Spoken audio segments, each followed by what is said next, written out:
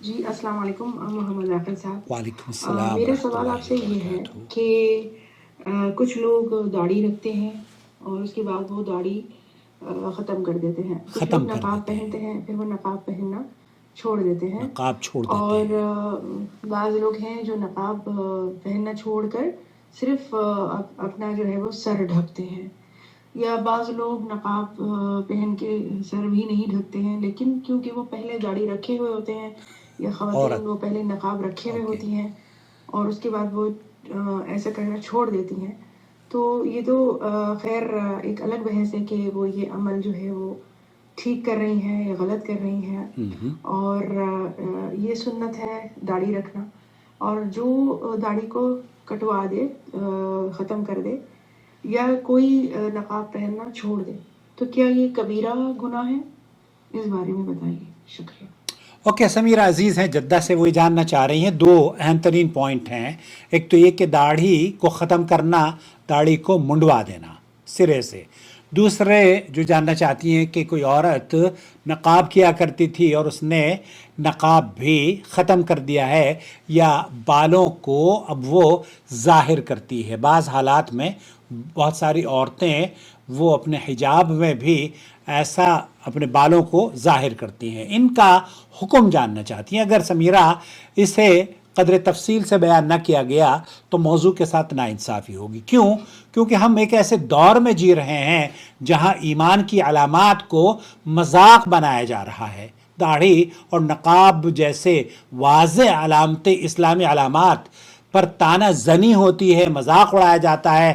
مگر سوال یہ پیدا ہوتا ہے کہ کیا یہ محض ظاہری شاعر ہیں یا ان کے پیچھے شریعت کے واضح احکام موجود ہیں؟ آئیے قرآن و حدیث سے ان باتوں کو، یا سلف صالحین کے اور علماء کرام کے فتاوی جات کی روشنی میں ان دونوں پوائنٹ کو سمجھنے کی کوشش کرتے ہیں. قرآن کریم میں اللہ عز و جل ارشاد فرماتا ہے، بلکہ اللہ کے رسول صلی اللہ علیہ وسلم، ہم داڑھی کی بات کرتے ہیں نا، داڑھی کے بارے میں اللہ کے رسول صلی اللہ علیہ وسلم نے، صحیح بخاری اور مسلم میں حدیث موجود ہے، ابن عمر یہ کہتے ہیں کہ اللہ کے رسول نے فرمایا قص الشوارب وعف اللحى خالف المشرکین.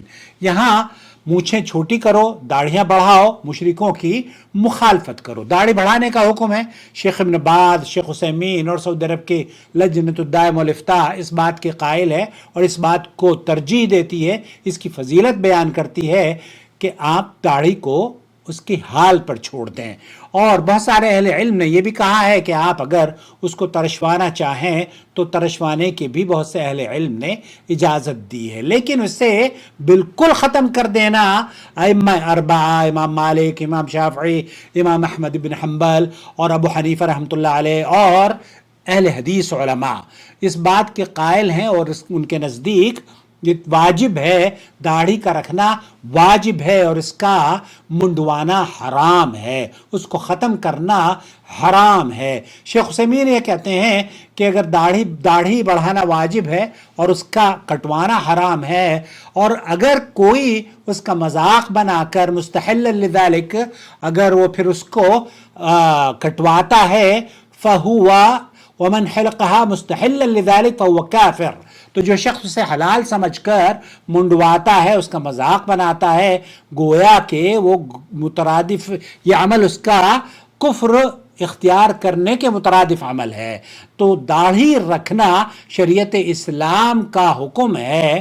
اس کے بغیر مرد کا ظاہری اسلامی تشخص ادھورا ہے، اس کی خلاف ورزی فسق ہے اور بعض صورتوں میں کفر تک جا پہنچتی ہے. اب آپ کا جو دوسرا سوال ہے وہ ہے عورت کے بال یا اس کے بے نقاب ہونے کا. اسلام نے عورت کو عزت کا تاج پہنایا ہے اور اس کے جسم کی، اس کی آبرو کی، اس کی عزت کی حفاظت کرنے کے کچھ حدود، کچھ اصول اور کچھ ضوابط بیان کیے ہیں، جن میں سے پہلا اصول میں آپ کو دراصل لے کر چلتا ہوں. شیخ السلمی ہیں، عبداللہ السلمی الدکتور، وہ کیا کہتے ہیں؟ تحرير محل النزاع اتفق الفقهاء اتفق الفقہاء، اس بات پر تمام فقہاء علماء متفق ہیں الله على أن كشف الشعر یہ جو عورت کا بالوں کو ظاہر کرنا ہے أو الجسد اور اس کا جسم کے کسی حصے کا ظاہر کرنا ہے، أو غير ذلك محرم بإجماع أهل العلم. یہاں اس کا ظاہر کرنا حرام ہے. تمام اہل علم کے نزدیک اس کی حرمت انہوں نے بیان کی ہے. تو پہلا اصول جو شیخ بیان فرما رہے ہیں وہ یہ کہ عورت کا جسم اور بال پردے کے دائرے میں آتے ہیں. اہل علم کا اس بات پر اتفاق ہے کہ عورت کے جسم اور بال ظاہر کرنا حرام ہے. نمبر 2 جو دوسرا اصول ہے وہ یہ کہ چہرے پر زینت لگانا تبرج میں شامل ہوتا ہے، اور اگر عورت چہرے پر مہندی، کنگن یا ہاتھ میں کنگن یا زیور پہنتی ہے یا چہرے پر کوئی ایسی زیب و زینت اختیار کرتی ہے، پاؤڈر لگاتی ہے، تو ایسی صورت میں اسے تبرج کہا جاتا ہے. اور قرآن میں وَلَا تَبَرَّجْنَ تَبَرُّجُ الْجَاهِلِيَّةِ اس کو منع فرمایا ہے. اور تیسرا اصول یہ ہے کہ ہاتھوں پر جو زیب و زینت ظاہر کرنا، یہ بھی ہاتھوں کی زیب و زینت جو ہوتی ہے نا، جیسے کہ خوبصورت نہ لگنے کے لیے بہت ساری انگوٹھیوں کا پہن لینا یا ایسے ہاتھوں کو ظاہر کرنا، ہاتھوں پر مہندی لگانا، نگینے یا زیورات کو اجنبی مردوں کے سامنے ظاہر کرنا، یہ بھی حرام ہے. اور چوتھا اصول یہ ہے کہ فتنے کی جگہ بھی جانا عورتوں کے لیے ممنوع ہے. جہاں مرد عورت کو دیکھ کر شہوت میں مبتلا ہو جائے، وہ فتنے کا سبب بنے یا دوسروں کو فتنے میں گھیرنے کا سبب بن جائے، وہاں عورت کا جانا بھی اہل علم نے جائز قرار نہیں دیا ہے. پانچواں اصول فتنے کے اندیشے پر چہرہ ڈھانپنا بھی اہل علم کے نزدیک، بہت سارے اہل علم ہیں وہ یہ کہتے ہیں کہ اس کا ڈھانکنا بھی ضروری ہے. یہاں تک کہ وہ فقہا بھی جو عام حالات میں چہرے کے کھولنے کو جائز قرار دیتے ہیں، وہ بھی فتنے کی حالت میں چہرے کے پردے کو فرض قرار دیتے ہیں. اسی لیے شیخ عبدالعزیز بن باز رحمۃ اللہ علیہ سے پوچھا گیا تو شیخ بن باز نے فرمایا کہ کوئی شک نہیں کہ عورت کے بالوں کا ظاہر کرنا منکر ہے. لا شک ان اظہارها شعرها للاجارب منکر، اور یہ اس کی سب سے بڑی زینت ہے. عورت کے جو بال ہیں یہ اس کی سب سے بڑی زینت ہے. عورت کا بال عورہ ہے. تمام غیر محرم یا غیر محرموں سے اس کا چھپانا واجب ہے.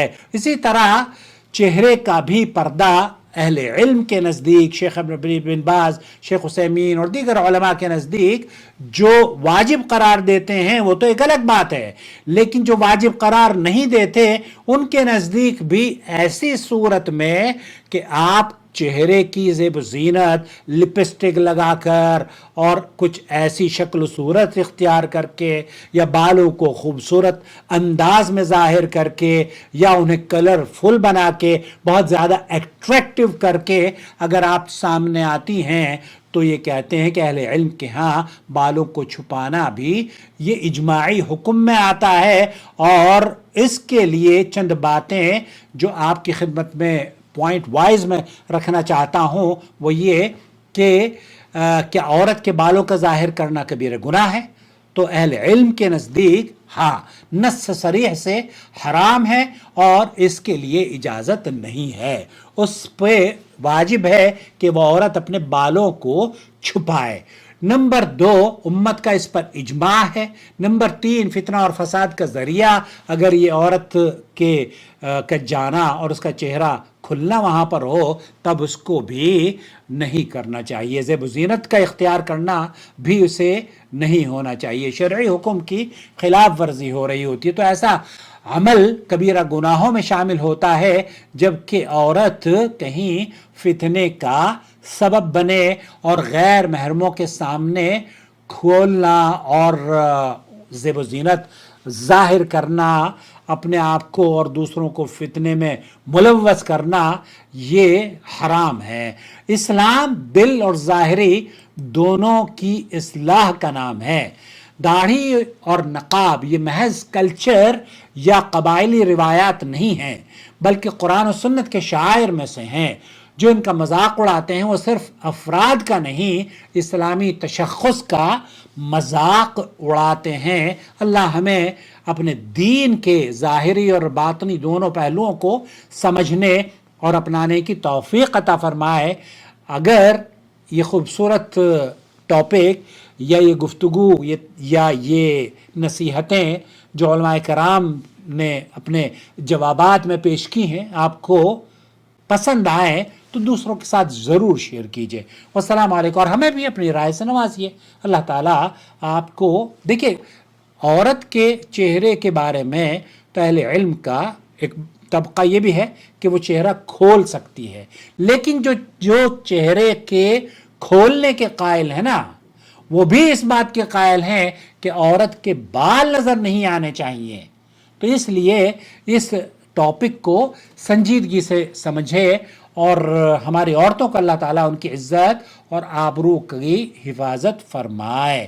والسلام علیکم ورحمۃ اللہ وبرکاتہ۔